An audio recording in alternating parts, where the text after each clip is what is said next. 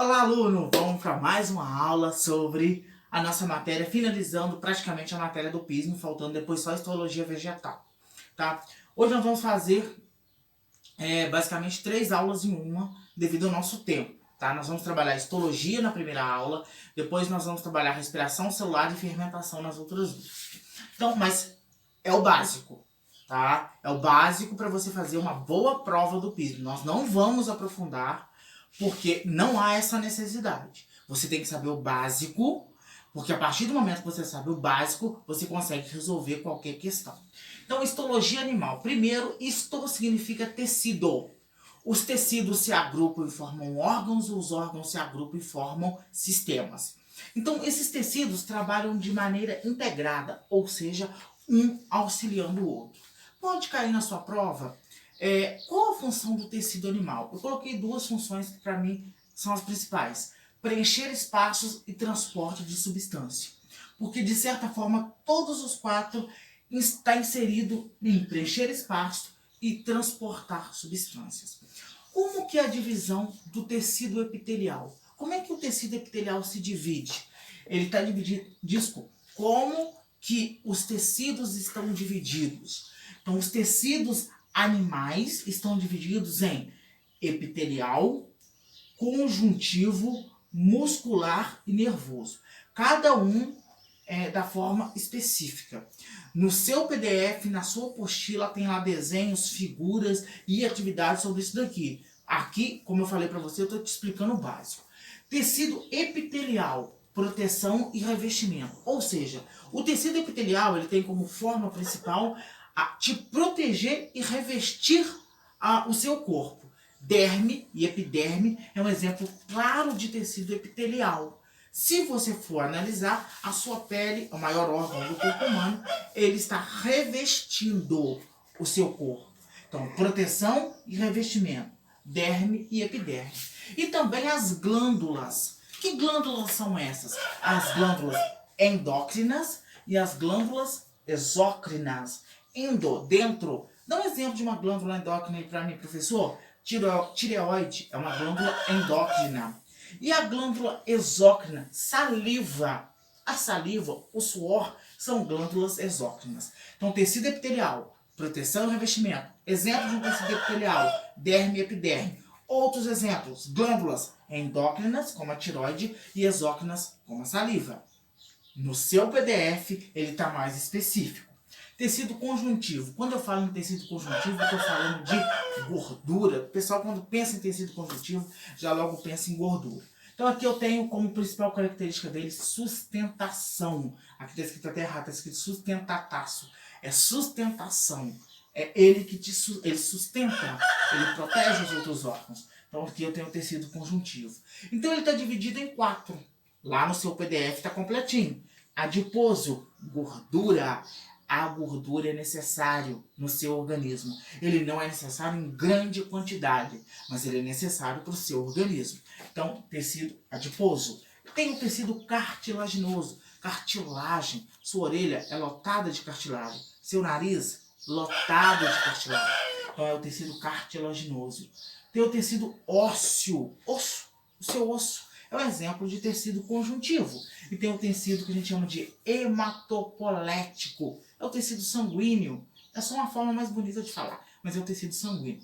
Perguntou para você, função do tecido conjuntivo. Sustentação. Exemplos de tecido conjuntivo. Adiposo, como gordura. Cartilaginoso, as cartilagens. O ósseo, o osso. E o hematopolético, o sangue e a sua linfa também faz parte do tecido conjuntivo. Tem o tecido muscular. O tecido muscular ele pode ser considerado voluntário ou involuntário. Então aqui eu tenho o estriado esquelético. Então, quem faz parte do tecido estriado esquelético? Toda a sua composição esquelética. Então, esse é um grande exemplo de estriado esquelético, que está cobrindo os seus ossos. Não são seus músculos que cobrem os ossos. Então, este músculo é um estriado, a gente chama de estriado esquelético. E ele é voluntário ou ele é involuntário? Voluntário. Por quê? Eu posso querer balançar o meu braço ou não. Então ele é voluntário. Então é um músculo estriado esquelético. Estriado cardíaco, o coração. As membranas que revestem o coração é considerado um tecido estriado cardíaco. Ele é voluntário ou é involuntário? Involuntário. Involuntário, claro. Por quê? Eu vou falar assim, ó, meu coração vai parar por 1 minuto. Eu tenho como fazer isso? Ou eu posso dizer, ele não vai parar nunca. Eu tenho como dizer isso? Não. Por isso que ele é involuntário. E eu tenho o liso ou não estriado. Reveste as paredes da bexiga e do intestino, por exemplo. Ele é voluntário ou involuntário? Involuntário. Você não sabe quando a sua bexiga está cheia de urina para ela ficar elástica ou não. Então ele também é involuntário. Cuidado com pegadinha por causa disso aqui. Estriado esquelético, voluntário. É você que sabe essa movimentação dos seus músculos esqueléticos. Estriado cardíaco, membranas do coração. O que acontece? É involuntário. Liso ou não estriado? Paredes do intestino, paredes da bexiga. Liso ou não estriado? É involuntário também, tá? E eu tenho, por fim, o tecido nervoso. Os impulsos nervosos, os nossos chamados neurônios, esses que fazem a verdadeira comunicação com o nosso corpo. E esses neurônios, eles são divididos em axônio, dendrito e corpo celular. No seu PDF está mais completo o desenho sobre o tecido nervoso. Mas a função dele são os impulsos nervosos, né, que faz com que haja essa comunicação. Você quer um exemplo? Você bateu o dedinho na quina da parede, seu dedinho do pé. Não dói imediatamente? Isso está relacionado, por exemplo, a uma atividade do neurônio. Uma coisa rápida, uma transmissão rápida. Por isso, essa transmissão acontece de forma rápida através dos neurônios. Então, tecidos, suas funções. Isto significa tecidos. Trabalha de maneira integrada. Tecido epitelial, derme e epiderme. Tecido conjuntivo, as cartilagens, a gordura. Tecido muscular, paredes da bexiga, paredes do intestino. Ele é voluntário, ele é involuntário. Tecido nervoso são os seus neurônios. Agora a gente vai falar um pouquinho sobre respiração celular. Alunos, tudo bom? Vamos lá então dar continuidade. Como eu falei, nós vamos estudar uma aula só, fazer o básico da histologia animal, o básico da respiração celular e o básico da fermentação. Agora nós chegamos na questão da respiração celular. Em biologia, a respiração celular está ligada à bioquímica. Aí você pode me perguntar, mas e essa respiração? Essa troca de oxigênio e gás carbônico que acontece nos alvéolos pulmonares? Isso não é respiração celular. Isso é ventilação pulmonar para a biologia. Respiração celular é o que nós vamos estudar agora, tá? O que acontece? Acontece um processo dentro da célula. Quando você come, por exemplo, proteína, essa proteína é quebrada em aminoácidos. Quando você come lipídios, gordura, essa gordura é quebrada em ácidos graxos. Agora, quando você come carboidrato, esse carboidrato ele é quebrado em glicose. É isso que acontece, é isso que a gente vai aprender aqui agora. Respiração aeróbia e anaeróbia. O que significa essa respiração aeróbia e anaeróbia? Respiração aeróbia, o produto final é o oxigênio. Respiração aeróbia, o produto final é o oxigênio. Respiração anaeróbia, o produto final não é o oxigênio, tá? Então a primeira coisa que você tem que entender. Como que é dividido o processo de quebra dessa glicose, da oxidação dessa glicose? Primeira coisa, ele é dividido em 3 etapas, então você precisa saber. Quais são as etapas? Glicólise, ciclo de Krebs e cadeia respiratória. O que está acontecendo aqui? Para ser mais prático com você. É a entrada da glicose, do carboidrato quebrado na célula. É isso que você está aprendendo aqui agora, tá? E aí eu tenho como exemplo de onde que isso acontece. Acontece nas mitocôndrias.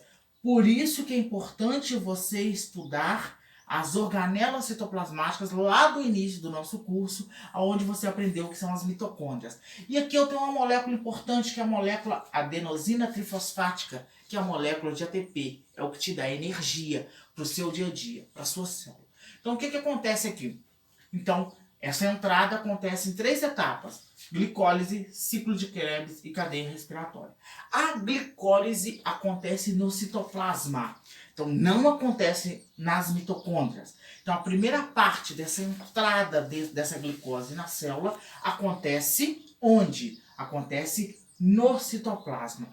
E lá o que acontece? Quando ela está entrando na célula, há uma produção de 2 moléculas de ATP, de 2 moléculas energéticas e de 2 moléculas que a gente chama de moléculas de piruvato.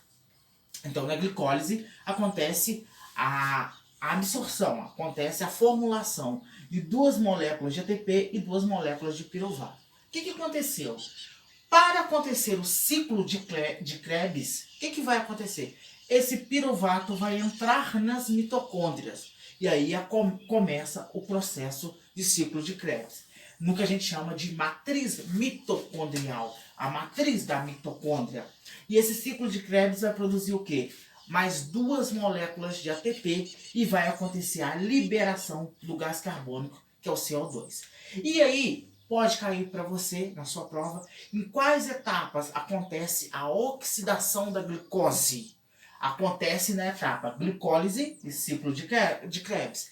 Qual é a etapa que tem o início da respiração celular? Glicólise. Aonde que ela ocorre? Nas mitocôndrias. Aonde que ela ocorre? Desculpa, no citoplasma. Aonde que ocorre o ciclo de Krebs? Na matriz mitocondrial. Então não posso esquecer, tá? E para finalizar, eu tenho a cadeia respiratória. Então, o piruvato entrou na mitocôndria, fez o processo de ciclo de Krebs, aonde produziu 2 moléculas de ATP e houve liberação de CO2. Terminou a fase de oxidação da glicose, entre glicólise e ciclo de Krebs juntos. Nós temos a cadeia respiratória. Qual que é a função da cadeia respiratória? A fase final: capturar elétrons e hidrogênio e formar H2O. Então, qual que é o produto final de todo esse processo? Formar H2O. E aqui eu tenho uma coisa super importante. Isso acontece através do que a gente chama de caminhões energéticos, que é o NAD e o FAD. O NAD e o FAD transporta esses elétrons para que haja a produção, a captura desses elétrons, desse hidrogênio, para formar água. Basicamente é isso. Então, o que eu quero que você entenda? Quais as etapas que acontece a respiração celular? Glicólise, ciclo de Krebs e cadeia respiratória. Quando acontece, aonde que acontece cada uma dessas etapas? Glicólise no citoplasma, ciclo de Krebs na matriz mitocondrial, cadeia respiratória na crista das mitocôndrias. Quando acontece a oxidação completa da glicose, quando ela entra, que ela cumpre todas as suas funções dentro da célula, glicólise e ciclo de Krebs juntos. Onde acontece a liberação do gás carbônico, ciclo de Krebs. Aonde acontece a formação da água, cadeia respiratória. Qual que é a função do NAD e do FAD? Caminhões que transportam, como se fossem caminhões que transportam esses elétrons para fazer a produção final de H2O. Basicamente é isso. Como eu te falei, lá no nosso PDF tem toda a complexidade de todo esse processo, mas para mim, você sabendo este básico, você mata qualquer questão relacionada à respiração celular. Olá, alunos! Chegamos ao nosso terceiro quadro. O primeiro quadro foi sobre tecidos, o segundo quadro foi sobre respiração celular e o terceiro quadro sobre fermentação. Quando eu falo em fermentação, eu estou falando aqui da produção, por exemplo, da função de bactérias e de fungos, que em ausência ou presença de oxigênio fazem essa fermentação. E todo esse processo acontece na primeira fase da respiração celular, ou seja, a utilização da glicose, a primeira quebra, a primeira oxidação da glicose ali na primeira fase. Aqui eu tenho o ácido pirúvico nesse início, e esse ácido pirúvico, o piruvato, ele é transformado em algo. Ou é a fermentação láctica, ou é a fermentação alcoólica. Ou seja, o produto final não é o oxigênio. o produto final ou vai ser de origem lática ou vai ser de origem alcoólica. Lembrando que quem que realiza isso? Fungos e bactérias. Então, neste primeiro caso, eu tenho o ácido pirúvico transformado em 3 moléculas de carbono, 6 moléculas de hidrogênio e 3 moléculas de oxigênio. Aqui, através disso, eu consigo a produção de iogurte e de queijo. Por quê? Através dessa fermentação láctica. Aqui, inclusive, há algo que nós chamamos de lactobacilos vivos para fazer o iogurte. Então, é através da fermentação láctica. Aqui eu coloquei cãibras. Por que eu coloquei cãibras? Muitas vezes o seu corpo faz esse tipo de fermentação, não utilizando bem a glicose, é onde você tem a cãibra. Do outro lado, eu tenho a mesma coisa. O que eu tenho do outro lado? Eu tenho o ácido pirúvico, ou piruvato, transformado em fermentação alcoólica. Aqui eu tenho a produção dos vinhos e da cerveja, é a produção através da fermentação alcoólica. E também das massas. Para você fazer pão, para você fazer rosca, então é utilizado muitas vezes esse tipo de fermentação. Aí você pode me perguntar, mas por que eu não fico bêbado quando eu como pão? É porque quando você assa a massa, o etanol, o álcool, ele é expelido, ele é retirado através daquela quentura ali do forno, através do fogo. Então por isso que você não fica bêbado. Então basicamente fermentação láctica e fermentação alcoólica. O que acontece aqui? Primeiro, o início da glicose, da oxidação da glicose, na primeira fase, glicólise, é transformado, esse ácido pirúvico é transformado, ao invés de ser somente oxigênio, é transformado em fermentação láctica, produção de iogurtes e queijos, ou etanol, que é a fermentação alcoólica através de vinho, cervejas e massas. Basicamente é isso. Agora é sua vez de você fazer as atividades.